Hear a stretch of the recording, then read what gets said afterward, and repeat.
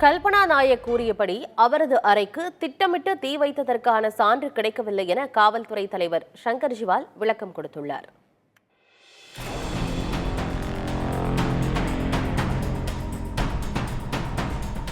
கடந்த ஆண்டு தமிழ்நாடு சீருடை பணியாளர் தேர்வாணையத்தின் ஏடிஜிபியாக பணிபுரிந்த கல்பனா நாயக் தற்போது தமிழக சிலை கடத்தல் தடுப்பு பிரிவின் ஏடிஜிபியாக பணியாற்றி வருகிறார். கடந்த ஜூலை மாதம் எழும்பூரில் உள்ள சீருடை பணியாளர் தேர்வாணைய தலைமை அலுவலகத்தில் உள்ள ஏடிஜிபி அறையில் தீ விபத்து நடந்தது. தனது அலுவலகத்தில் நடந்த தீ விபத்து தன்னை கொலை செய்ய நிகழ்த்தப்பட்ட சதி என பரபரப்பு குற்றச்சாட்டை கல்பனா நாயக் தெரிவித்திருந்தார். இது தொடர்பாக விளக்கம் அளித்துள்ள டிஜிபி சங்கர் ஜிவால், கல்பனா நாயக் அளித்த கடிதம் சென்னை பெருநகர காவல்துறை ஆணையருக்கு அனுப்பப்பட்டு முழுமையான விசாரணை நடத்த கோரப்பட்டதாக தெரிவித்திருக்கிறார்.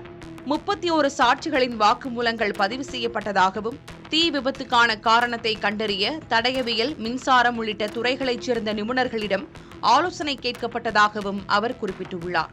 இதுவரை நடத்தப்பட்ட விசாரணையின் அடிப்படையில் வேண்டுமென்றே தீ வைத்ததற்கான சான்றுகள் எதுவும் இல்லை என்பது தெளிவாகிறது என்றும் டிஜிபி சங்கர் ஜிவால் தெரிவித்திருக்கிறார். இதனிடையே சீருடை பணியாளர் தேர்வாணையம் மீது ஏடிஜிபி கல்பனா நாயக் தெரிவித்த குற்றச்சாட்டுக்கு மறுப்பு தெரிவிக்கப்பட்டிருக்கிறது.